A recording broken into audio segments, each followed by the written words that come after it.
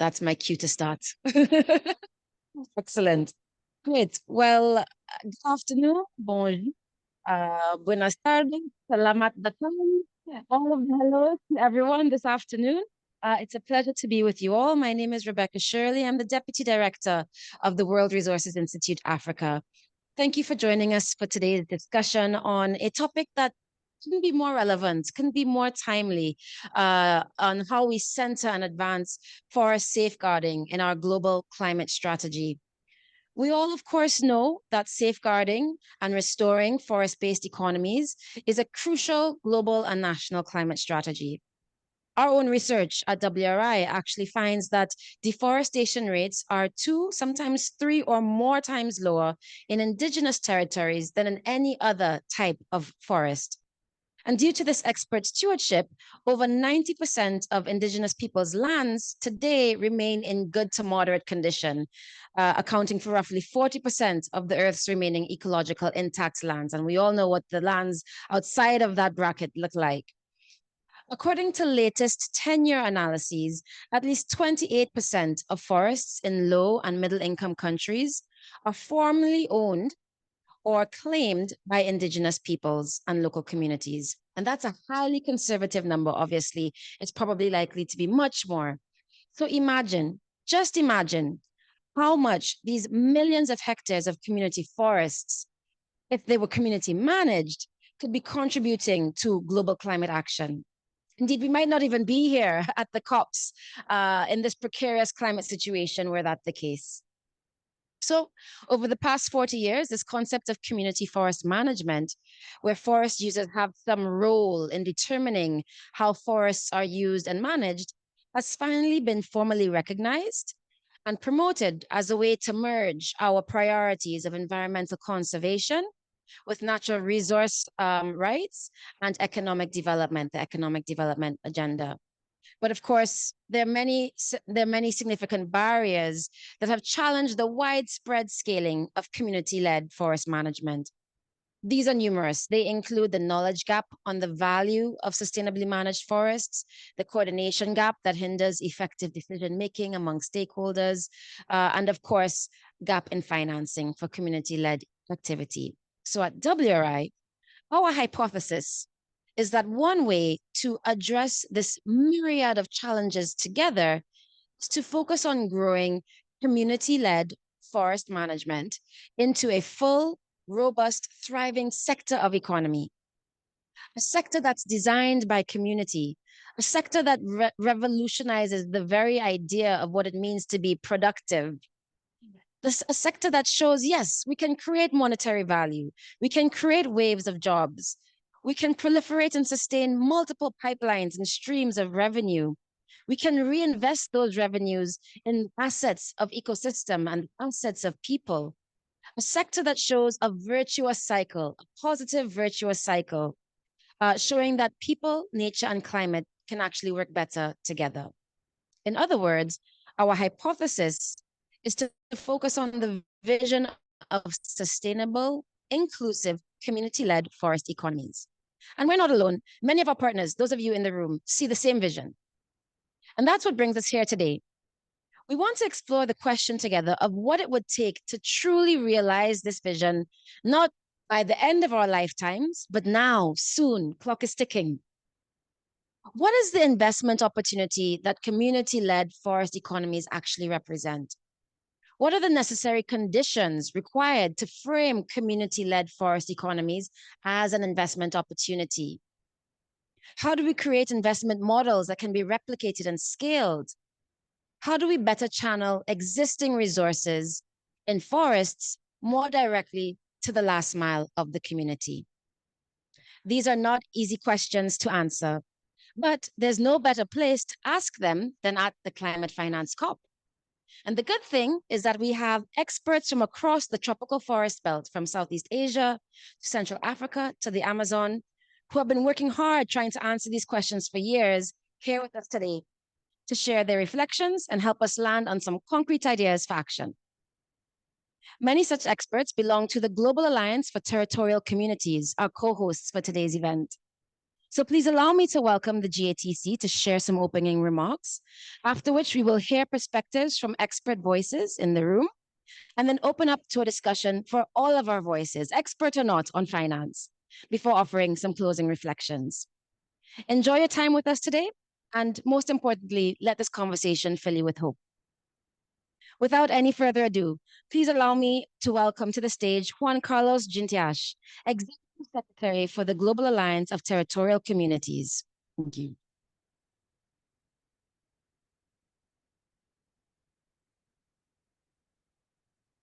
Muchas gracias. Buenas tardes con todos y todas. Creo que voy a hablar en español porque hay interpretación, ¿no? ¿No hay?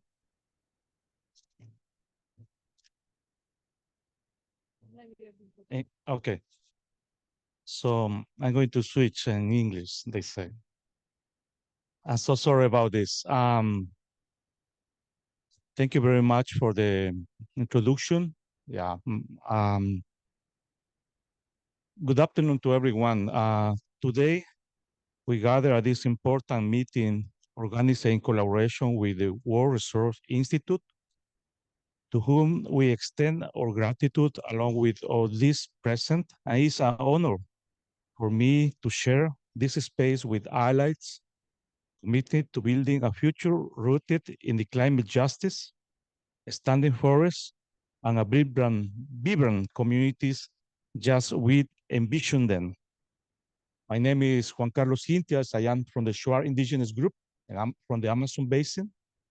As Executive Secretary, it's an honor to present some views from Indigenous Organization Aman, Indonesia, Congo Basin, 8 countries, Central Africa, Repaliac, a PIB organization, not just Amazonian, all local community indigenous organization in Brazil, a PIB, Amazon Basin, 9 countries in South America, and Mesoamerica and the Caribbean, Aman organization. We all together, we are GATC.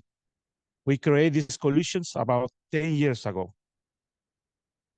The theme that brings us together today, finances community-led forest economy, is not just an economy issue. It is a matter of justice, recognition, and survival. Our forests are not mere geographical spaces. They are homes to cultures and knowledge, that beautiful traditional knowledge. And economies, they have coexist in harmony with nature for centuries from our elders. We have to shape the forest just as the forests have shaped us.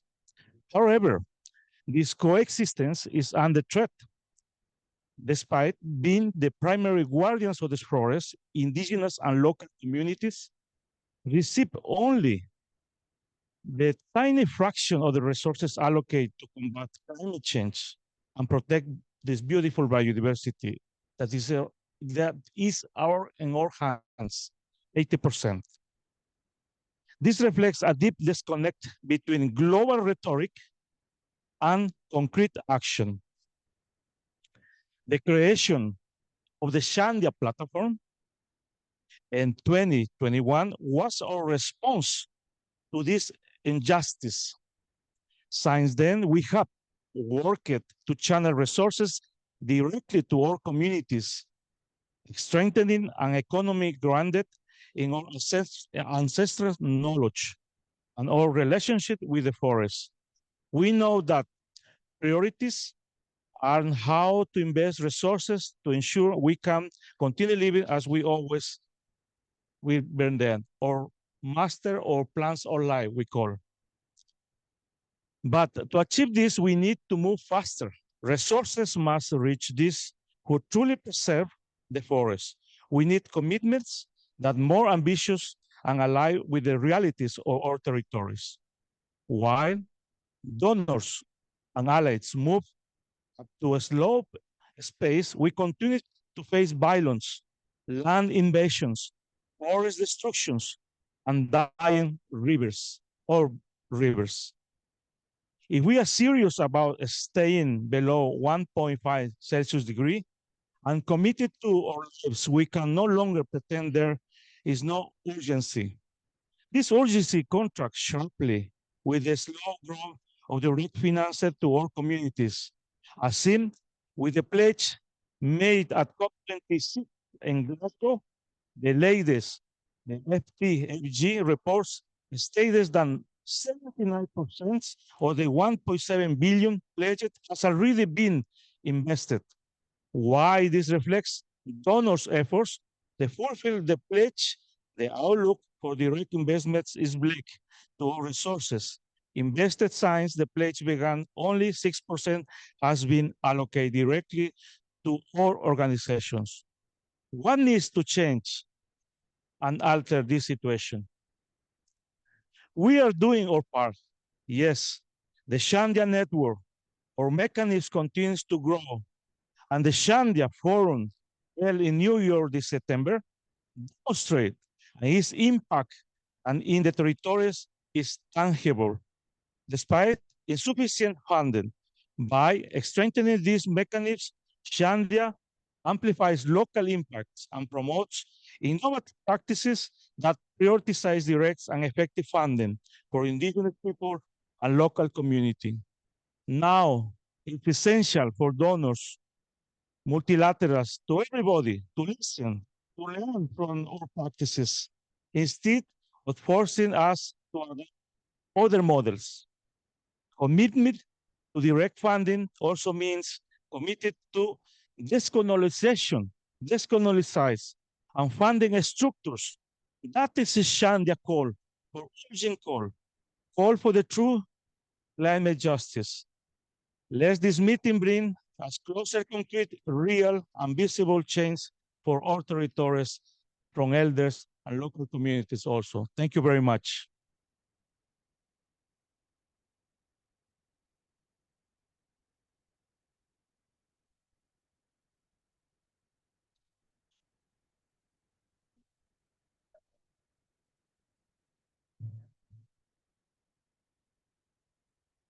Thank you so much for those remarks, Juan Carlos, and that riveting reminder that community-led forest economy is not just about economy, it's about justice. So with those remarks, let's now move into an expert panel. Please allow me to invite up to the stage David Kaimovitz, Chief Program Officer for the International Land Tenure Facility. A round of applause for David. Balikisu Buba from Repaliak. Those of you might know Repaliak, the network of indigenous and local populations for the sustainable management of forest ecosystems in Central Africa. And Repaliak, as Juan Carlos mentioned, is the co-chair of GATC.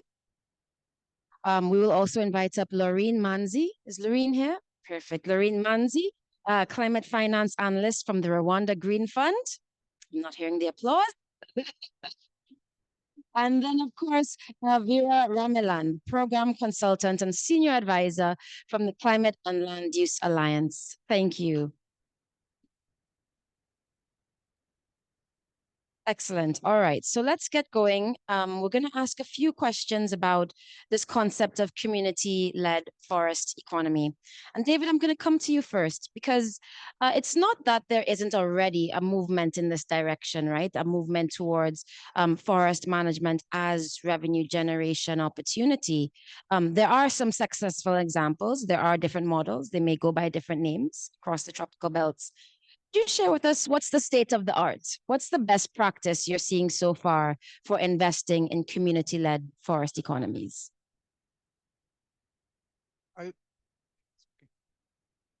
Thank you. Thank you, and thank you very much to World Resources Institute and to the Global Alliance for Territorial Communities to inviting us here today to talk about this issue. If we look at the general situation, up until very recently, very little funding in general was getting to forest communities. Generally, they were too remote, considered to be not productive enough to attract the attention of NGOs or governments. And conservation groups, up until very recently, tended to see indigenous peoples and local communities as part of the forest problem rather than part of the forest solution. That was kind of okay because many of these communities were managing their resources and living in peace, and things were moving along reasonably well.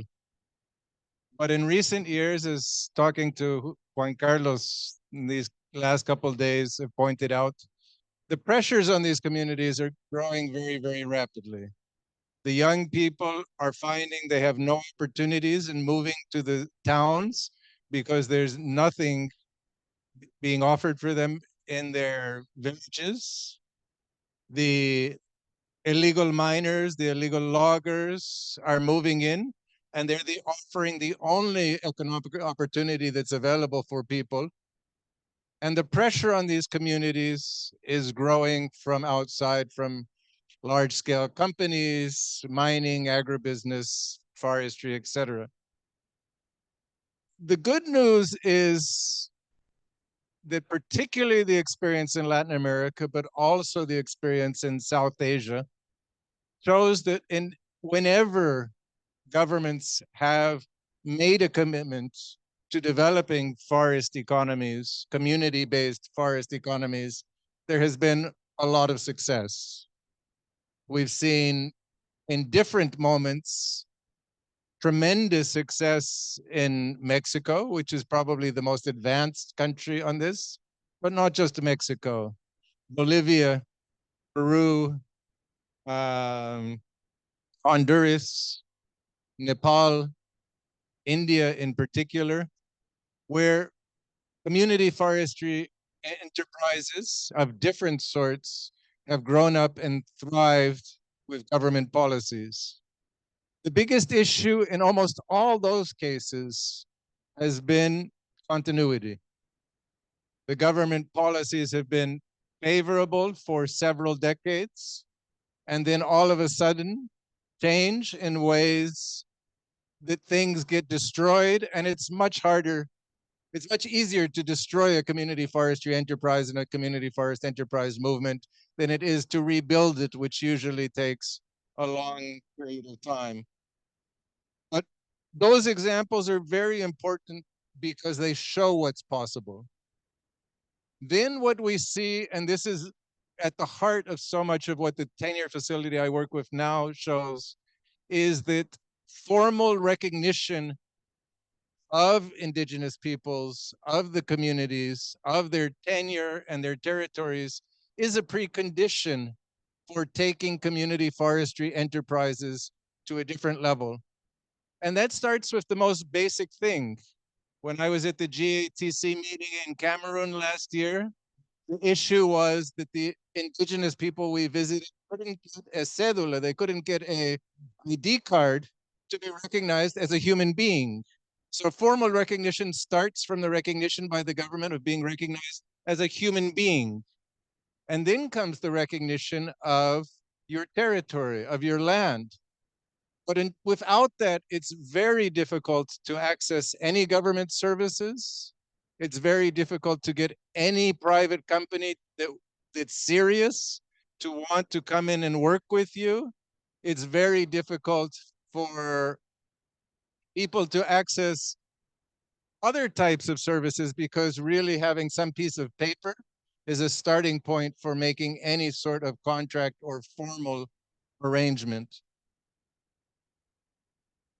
When I went to Amazonas recently in the Congo Basin and looked at one of the communities that's trying to get title, their struggle right now is how can we get a school?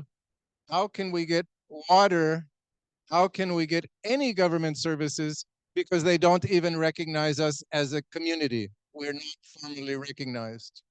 And so investment needs to go into formal recognition to people as human beings, to communities as communities, and to the land and territory.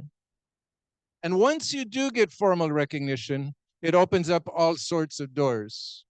Our experience now in the Democratic Republic of Congo, where we're working along with many other organizations and also WRI and Repalier to get recognition of local community forestry concessions, permanent rights over 50,000 hectare areas, and to get these local community forestry concessions simple management plans, is that once you do that, it opens the possibility for new types of partnerships.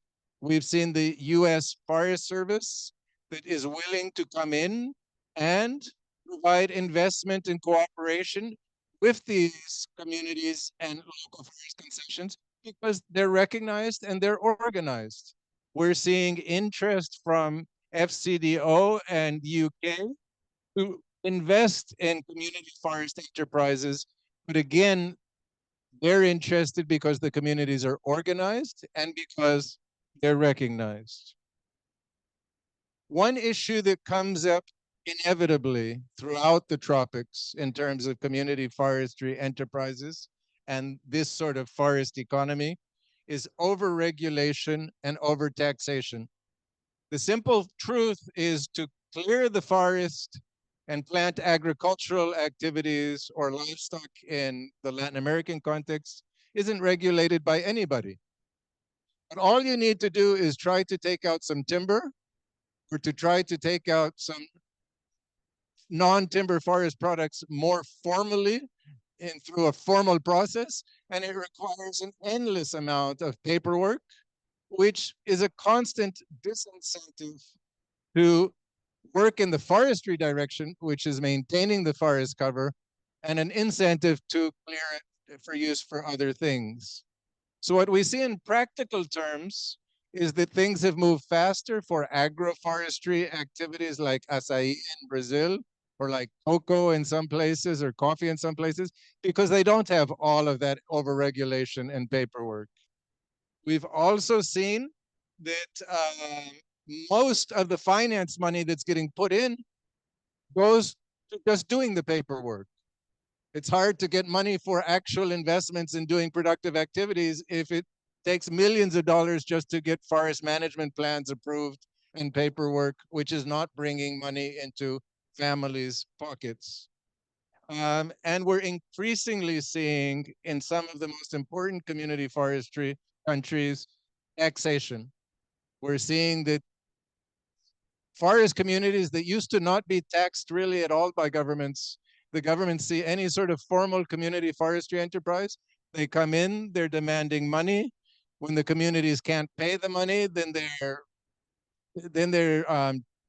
bringing the communities to fines and these sort of things.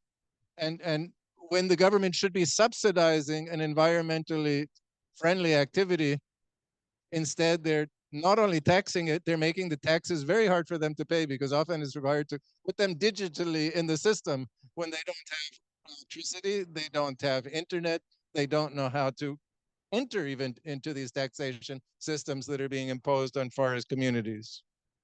In this whole context, organization is key.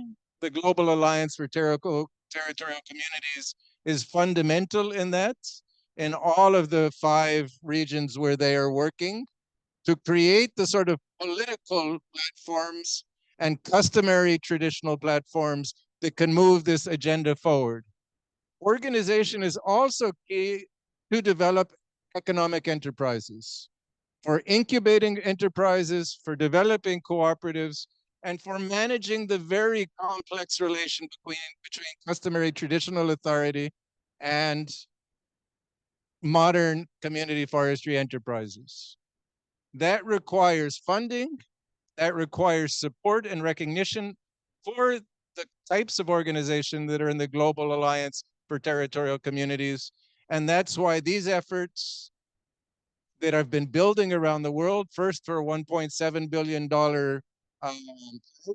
2021, and now we hope for a larger pledge in 2025 and COP30 in Brazil, are so important. Thank you.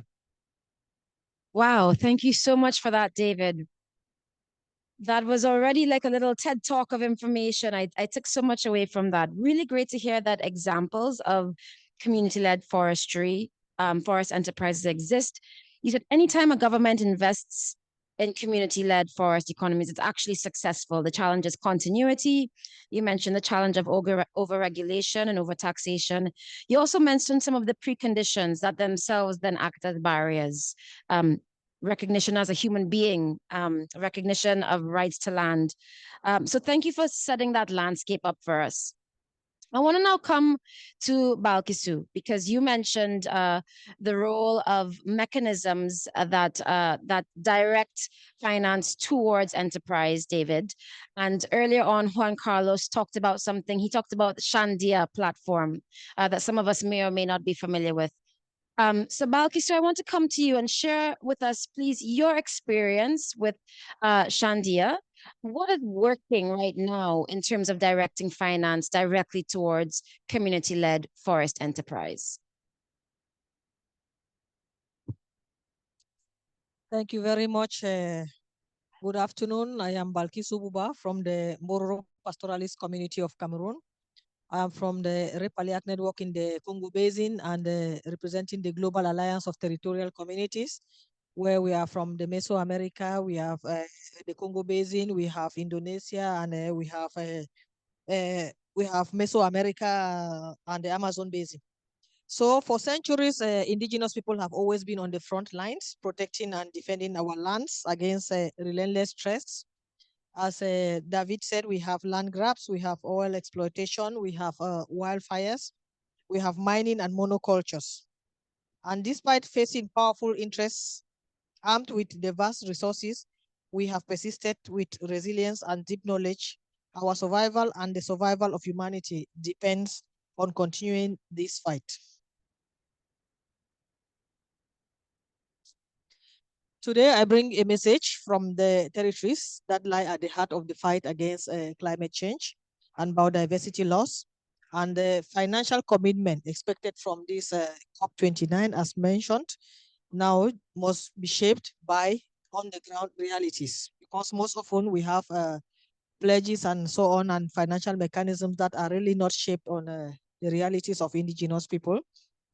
And let me be clear, no one is closer to the lands than we, the indigenous peoples. As you know, we have that interlink with our environment and we are close to nature.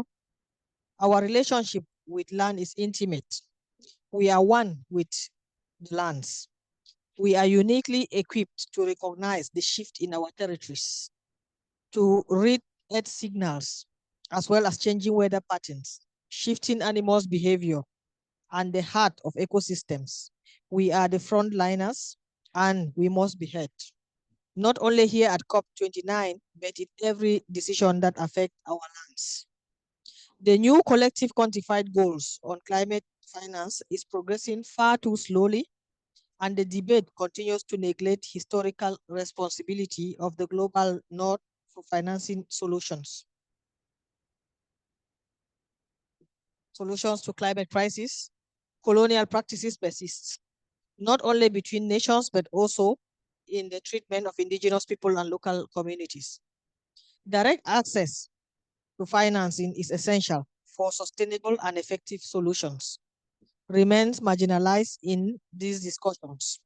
This reflects a financial system that is deeply unequal and disconnected from the realities of those who protect the world's forests.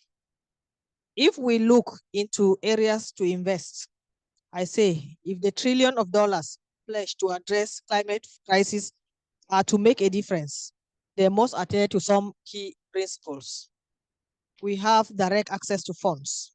Indigenous people and local communities must have mechanisms to access funding directly. It must be reliable, long-term, and based on trust. We need to support indigenous governance. We know how to manage our lands and our knowledge. Funding our governance is synonymous to funding forest protection. We need to invest in women and youths. Women preserve ancestral knowledge and cultural values, while youths bring energy and innovation to sustain our work, and both must be supported. We need to be flexible when it comes to funding. Territories are dynamic and ever changing. So funding must allow us to respond with creativity and innovation, enabling us to build community-led forest economies and sustainable livelihoods. There is a way to make this work. We have experiences. To start off, you must recognize us as partners and not beneficiaries. We are leaders and protectors. Solutions must uphold our traditional knowledge, governance system, and cultural practices. We need ambitious partnership with governments, multilateral and philanthropic, that advance funding and rise together. Secure land rights, protect our lives, and investments in our solutions will yield the best results. It is essential to listen to our values. Our economic models are not rooted in profit but in sustainability, guided by indigenous traditions and a holistic vision of the cosmos. They break away from traditional development concepts, focusing instead on relationship with nature. Visit our territories, witness our models, and you will see how our way of life has persisted for centuries, even in the face of violence, colonization, and imposed economic systems.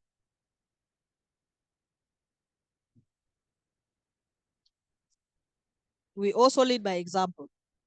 The Shandia platform is an initiative we created to advance direct financing, enabling our communities to shape their futures by connecting funds such as the Congo Basin Fund, the Nozantera Fund, IPAS, Mesoamerican Fund, and the Jogata Fund. We are transforming the financial landscape to align with our knowledge and governance. Through the Global Alliance and Shandia, we recently launched a new call to action for governments, advocating for a renewed financial pledge, building on the lessons of the 1.7 billion Forest Tenure Pledge. The latest report from the Forest Tenure Funders Group show that 79% of this pledge has been invested.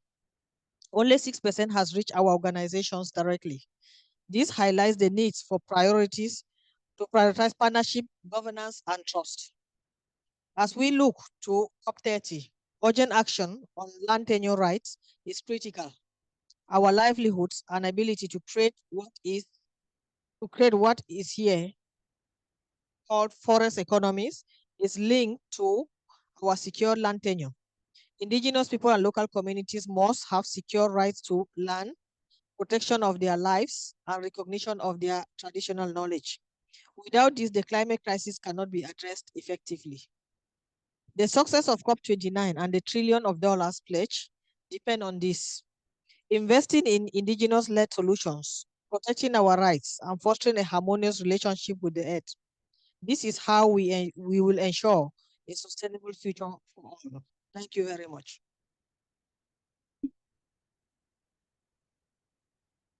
Thank you for that, Balkisu, for sharing with us about the Shandia principles and the Shandia financing platform. I want to move on now to Laureen from the Rwanda Green Fund, because it's not that there isn't funding flowing towards conservation. And in fact, the Rwanda Green Fund, for those who may not know, has successfully mobilized resources for forest conservation in the Virunga Mountains and other forest regions across Rwanda. So share with us, Laureen, how has Rwanda been able to leverage conservation financing schemes to promote community forest enterprise, whether that be CBOs, community enterprises, other forms of community engagement, your experience? Thank you, Rebecca. Just to comment on Rebecca, if anyone isn't familiar with the Rwanda Green Fund, we're actually the country platform for financing green investments in Rwanda. And sorry, can you hear me? And we've managed to access funding from multilaterals and bilateral funding, and to be able to divert it towards transformative projects within Rwanda, including forest conservation in multiple areas around the country. So one of the key subject on this panel is community-led approaches to forest management. And one thing that we've tried to do in Rwanda, specifically with the Rwanda Green Fund as well, when it comes to the funding that we direct towards the different types of projects that we get, is that we've tried to center community, we've tried to make community the center of the implementation of some of these projects, because we do believe that they're the ones that have the knowledge, and we just have to leverage the knowledge, the already existing traditional knowledge in terms of forest management, forest conservation, and then we pair it up with them to be able to figure out some of the solutions that we want to see and ensure the sustainability of the initiatives that we're implementing. One of the examples that I can actually think of that we've managed to implement is within the Green Gicumbi project. It was funding from the GCF. It was an integrated project that had sustainable land management components. It had agroforestry, and to be able to convince someone to switch from practices of deforestation so that they can be able to continue their livelihood as planned, you have to figure out alternative economic activities for them. And we did it by creating cooperatives, and basically also come up with economic activities such as coffee plantation within those areas, and at the same time as afforestation. So that actually allowed the communities within that area to be able to feel more comfortable with not continuing the practices of deforestation, but at the same time feeling comfortable in their livelihood continuing as planned. So really what we're promoting is, if we're trying to figure out financing for conservation within an area, work with the communities, they know best, work with them, find the solutions, and then come up with a scheme for financing that actually works for them so that their livelihoods will not be affected, while at the same time ensuring conservation for those areas. Thank you. Thank you for that, Laureen. And that example, that very concrete example of how through community cooperatives, you can create the mechanism, the channel, the formalization of economic activities for communities. So that was very concrete. We're going to come to Vera, who's going to give us some other concrete examples. And I'm excited because Vera wears two hats. One, obviously, she's very familiar with the Indonesia experience. And also, as I mentioned, Vera is representing the Climate and Land Use Alliance.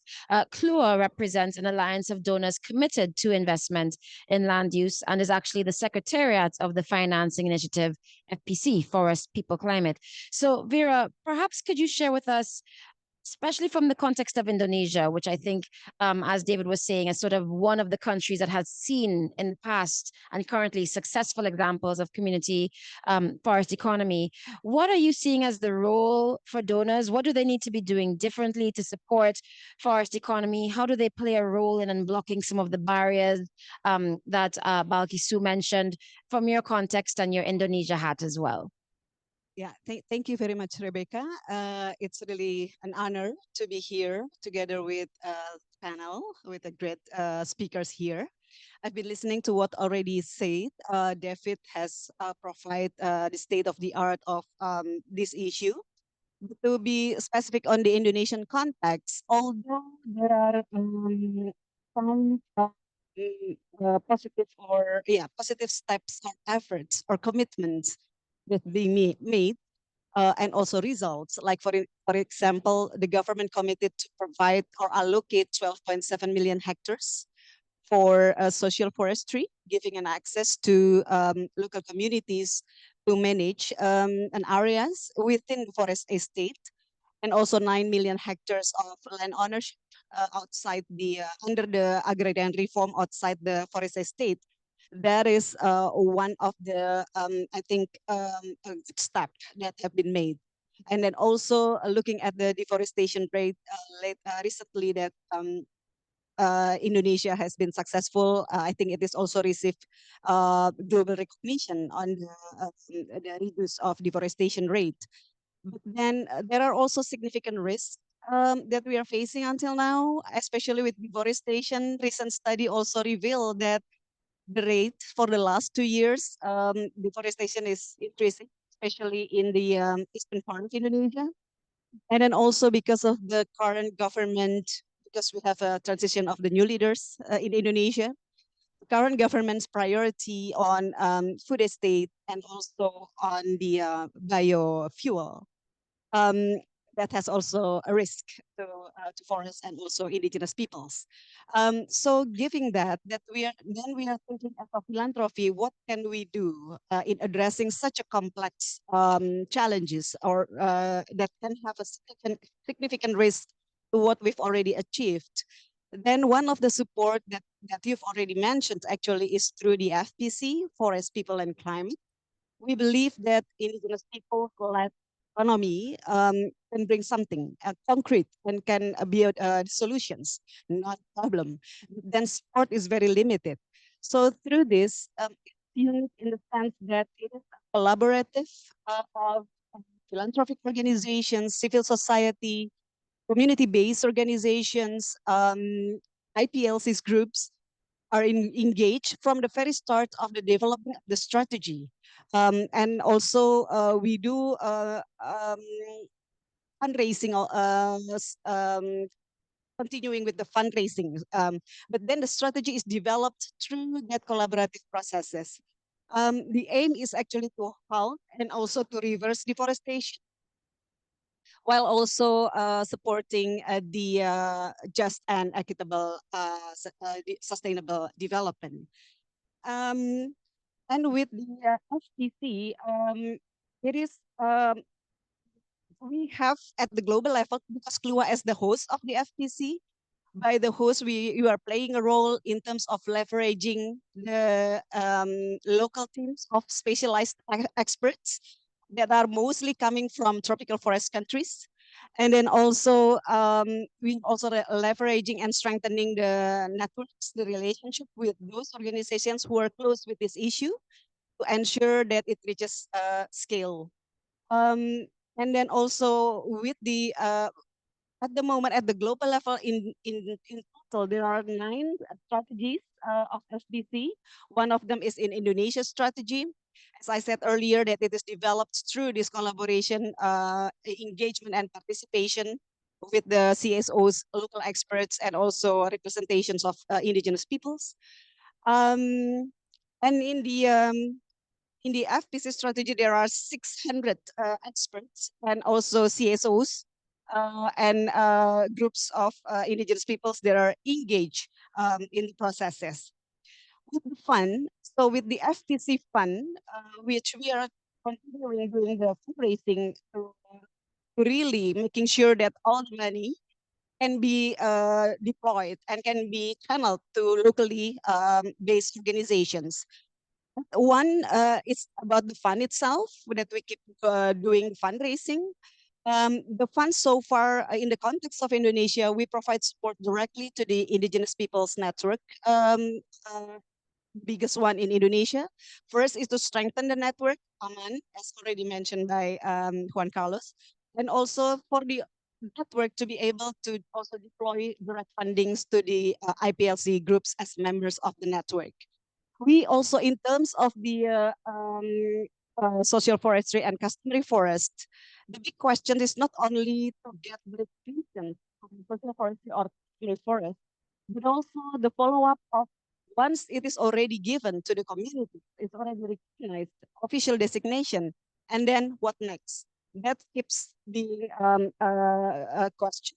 And support is really needed to actually and allow local communities to use of the rights to land they already receive in terms of providing an economic support for restorative economy. We call it restorative economy. In other part of the world, maybe it's bioeconomy and so on. And we also provide support to at the national level. It is pioneered by Ford Foundation that we provide support to through not to but through the Indonesian Environmental Fund. They and in collaborations with the Ministry of Forestry, to the fund that we provide to this Indonesian Environmental Fund is for the communities, locally based organizations, indigenous peoples to have access. And the focus of the fund is directed towards cost recognition or designations of customary forest and social forestry for economic development. The scheme in the Indonesian Environmental Fund, formerly, it's just the traditional way of handling the fund from the national government through the fund management into the local administration. And within the local administration, they will use the regional state administration, and then they pull together with other money sources from different source of funds, but then not necessarily. It's sometimes difficult to ensure that it will directly, exclusively and explicitly support the environmental actions. But then through the scheme that we are developing in the FPC with great flexibility in terms of support, because it is a general support, the fund is the grants is given to the Indonesian Environmental Fund, but then to support the ministry's priority, which is the post recognition and designation of customary forest. And then the Indonesian Environmental Fund channeling the fund not through the traditional methods, not traditional but old-fashioned mechanism through the government body, but it's through CSOs, what they call it as intermediary organizations. They have list of accredited intermediary organizations, and most of the accredited intermediary organizations are our partners. So through that, and fund through the CSOs as part of the intermediate organizations, the fund is channeled to locally based organizations who wanted to access. Then it's not only the fund, we also provide support in terms of strengthening the infrastructure.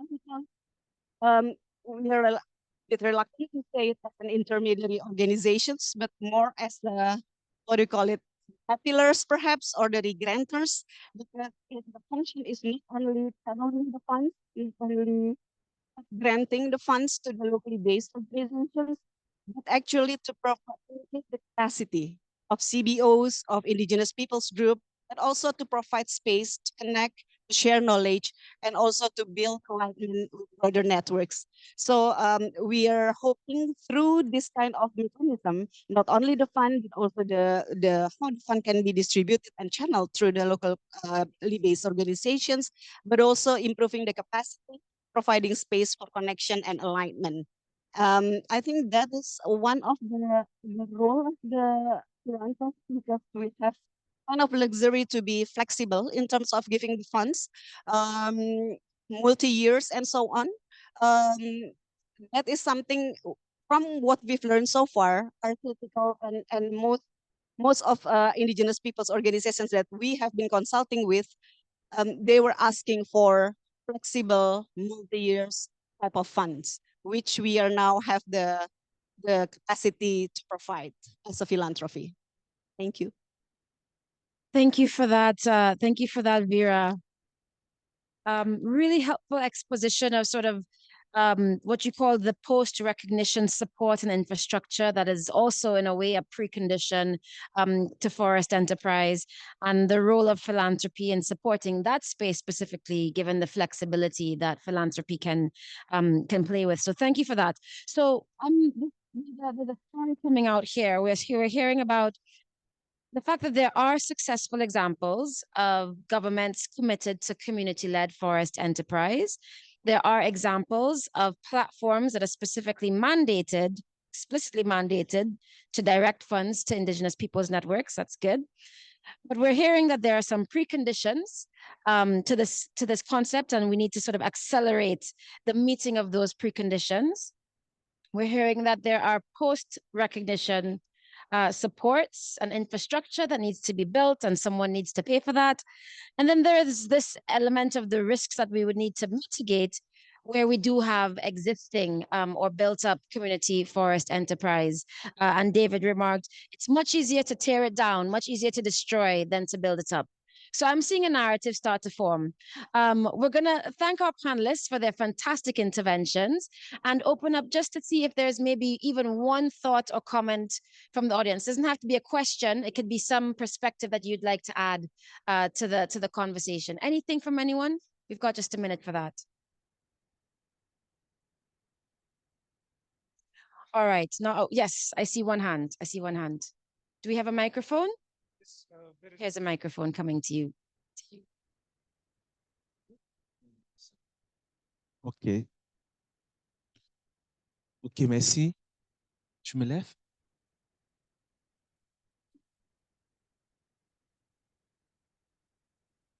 OK. Moi, c'est Abdou Youssoupha. Je suis activiste UNICEF du côté du Cameroun, à l'extrême nord. Je suis aussi coordinateur de 3W, bien entendu, de What You Want, une organisation qui fait dans la restauration des paysages forestiers et aussi on fait dans la sensibilisation et l'éducation environnementale. Ma question va à l'endroit de la financière qui est là devant nous. J'ai suivi son intervention de près et j'étais très attentionné. Pourquoi? Parce qu'aujourd'hui, nous avons des jeunes leaders, des jeunes qui ont encore du sang neuf, qui sont disponibles dans les communautés et qui s'engagent au quotidien pour pouvoir restaurer les paysages à travers la plantation des arbres, à travers les interventions de différents horizons. En réalité, le problème aujourd'hui, c'est au niveau de la perception, de la compréhension de la chose environnementale. Du moment où elle est compliquée, il faut accompagner ces jeunes qui ont déjà des expertises comme nous. Nous avons déjà quelques éléments pour que nous puissions renforcer les compétences de nos jeunes qui sont dans les communautés. D'autres n'ont pas été à l'école, d'autres ont été à l'école, mais n'ont pas de connaissances sur la chose environnementale. Donc, il faut renforcer ces connaissances-là. Euh, mais nous avons des difficultés. Ces difficultés sont énormes. Je vous assure que des fois, nous, jeunes, on demande simplement à ce que avoir les moyens pour nous déplacer, pour aller dans les communautés, c'est compliqué. Thank you so On much for demande that. à ce que, Yes. on demande non pas des moyens, c'est du bénévolat. Mais je vous assure, c'est compliqué pour descendre au fond, pour toucher du cœur même ces structures qui sont touchées. Thank you. Oui. Pour Thank you. une minute, s'il vous plaît. Dans ma région à l'extrême nord, nous avons la région de l'extrême nord est la région qui reçoit le plus des réfugiés venant du Nigeria et les déplacés internes suite au conflit interne arabo-mousgou. Mais je vous assure qu'avec la pression de ces déplacés et réfugiés, nos forêts ont été vidées. Nous n'avons plus de forêts et il faut l'intervention parce que ils ont transformé ces bois en activités génératives de revenus. On ne s'en sort pas, donc il faut maximiser, il faut restaurer, il faut faire du reboisement, il faut planter les arbres. Mais nous sommes bloqués au niveau des finances. Merci. Thank you so much. Thank you so much for that comment on capacity building and displacement and direct work with communities. We won't have time actually to answer the questions, so I will encourage you to come up to the speakers afterwards, after the session, and get their reflections on that, as our closing speaker does have to run. So the question that we want to now ask is how we bring this all together. We're now going to turn to Naoko Ishii, the professor and director for the Center for Global Commons at the University of Tokyo. And Professor Naoko is also formerly CEO and chairperson of the GEF, and she sits on the board of Climate Works Foundation. So she knows a thing or two about mobilizing finance. So Naoko, with your wisdoms, help us summarize, reflect on what you've heard today, share your thoughts on what this would mean for practical next steps to accelerating a movement towards community-led forest enterprise. Thank you.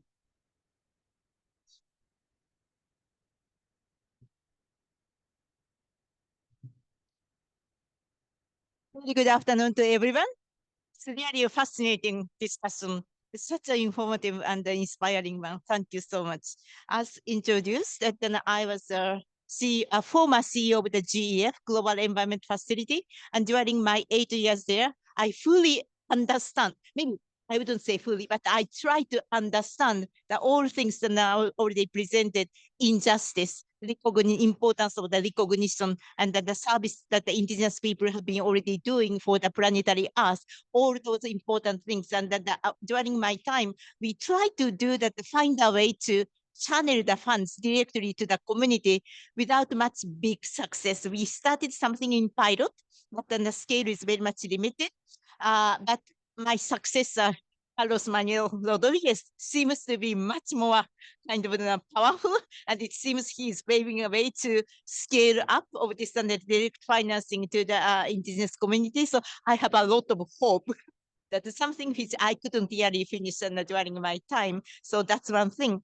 But now I left the GF and I'm doing more like a professorship. I'm totally liberated from institutional organizational that responsibility. So it gives me opportunity to think much more freely. So something already mentioned in the previous panel, current economic and financial system doesn't do justice to the nature and the people who are protecting the nature. So how can we really reform the financial or market system? So to me, it's not really $1 billion question or 200 billion, 500 million people are talking about the funding gap of the nature.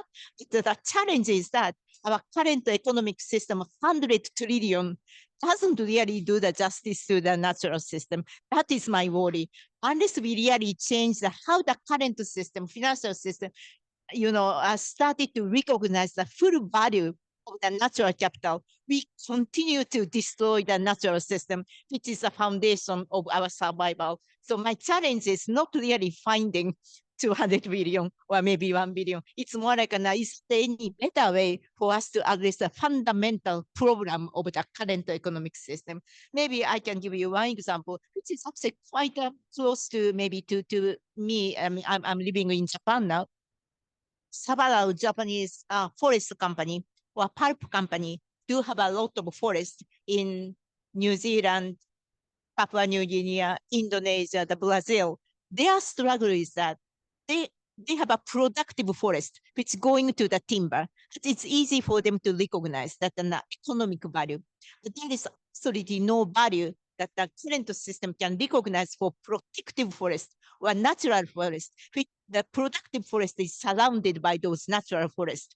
What the natural forest does do is to actually create a lot of service to the productive forest, but also to the globe, the sequestration value to protect the biodiversity, to actually regulate the water cycle, and actually the people's lives. So they are asking why the current system doesn't put any economic value of the natural forest, which they own. They put the value of the productive forest, but not for the protective or natural forest. And if the current economic system appreciate those the value of the natural forest, these companies can do much more investment in the natural forest. So themselves ask the questions, can we really reform accounting system, rating system, market regulation, and those things which support the current economic system? So now my passion is to, we actually created some interesting consortium or the initiative. We call it Put the Nature on the Balance Sheet. Most of the people in this community don't like it because people react that nature is priceless, nature is sacred, you are not allowed to put price on nature. But to me, if we really want to change 100 trillion market economy, we have to find a way to put kind of monetary recognition, monetary value to the nature, so that I'm actually talking a lot to indigenous people, community people, how we can really reform the current system so that we can recognize the monetary value of those natural system. And once we are able to reform those market system, financing system, it may be much easier for the system to recognize the value or the service you are doing so far for almost free, right? So that how can we do it? If we are do it, that forest people, indigenous people are rewarded by their services to protect the natural system. Right now, you are fighting to get a small amount of money from the system, and it's a tireless effort. Why not the economic system can reward to those services that you are already providing? So, and also there are several examples mentioned. It's easier to think about the payment for ecosystem services. And it's also easy to think about productive forest money, but it's almost impossible. It's really challenging to how to put the monetary value of the intrinsic value.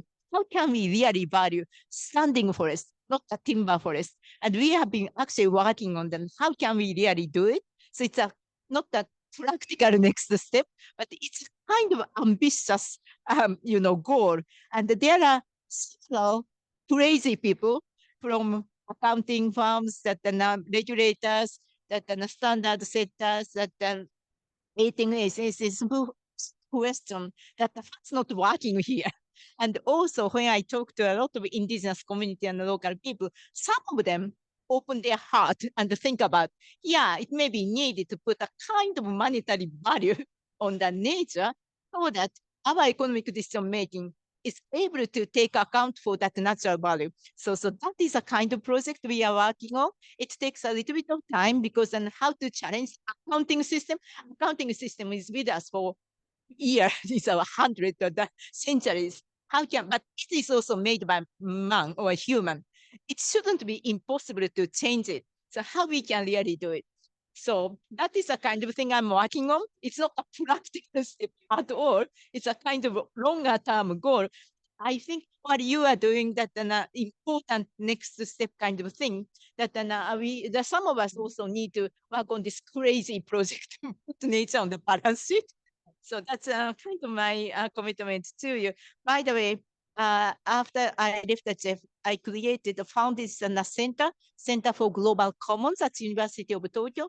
What do you mean by global commons? It's actually a natural system, and it has been protected by mostly indigenous people and local community, and we are not really rewarding them. So how can we really link up the UI effort and the local community-based effort to really support to the global commons, and how global community can also recognize your service and to create a kind of more in a sense market-based mechanism rather than fighting or begging or that. So how do we do it? So that's kind of my hope, that when I created this Center for Global Commons, and I was talking to actually the Winjera Matai about this local community effort to create a global narrative. So how we can really strengthen your effort at the global level. So that is also my next target. So again, thank you so much for having me.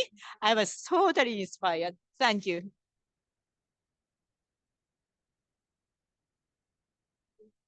Thank you, Naiko, and for that reminder that even as we are figuring out how to do community-led forest economy in the short term, within our existing financial framework, we must continue to also look towards reforming the longer arc of our global financial architecture. So thank you for that.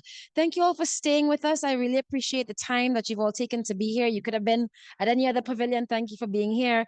And the exciting thing is that based after a series of consultations, there is a movement beginning to form around championing community-led forest economy. I hope you'll all join that movement. Follow WRI and GATC for more, and much more to come on movement for community-led forest economy. Thank you. Have a good day.